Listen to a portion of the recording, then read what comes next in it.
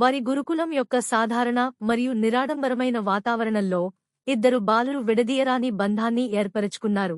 దివ్యశక్తితో జన్మించిన కృష్ణుడు మరియు దయానుభావంతో కూడిన సుధాముడు. వారు ఎన్నో విషయాలలో భిన్నులైనా వారి హృదయాలు ఒక్కటిగా స్పందించేవి. సంవత్సరాలు గడిచిపోయాయి.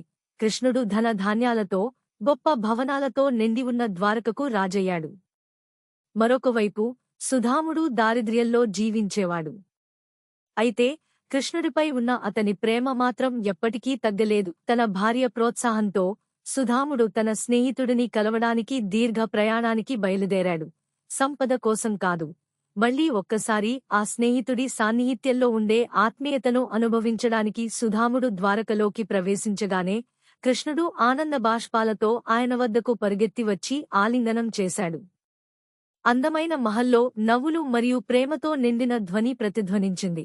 అది ఎన్నడూ విడిపోని రెండు ప్రాణాల పునర్మిలనం. సందిగ్ధతతో సుధాముడు తన వినయపూరితమైన కానుకను అర్పించాడు.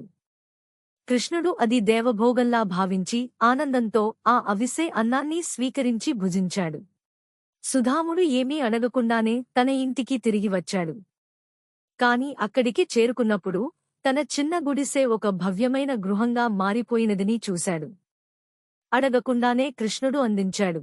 అసలైన స్నేహానికి అభ్యర్థన అవసరం లేదని నిరూపించాడు. కాలం గడిచిపోయింది, కాని కృష్ణుడు మరియు సుధాముని కథ మాత్రం నిలిచిపోయింది.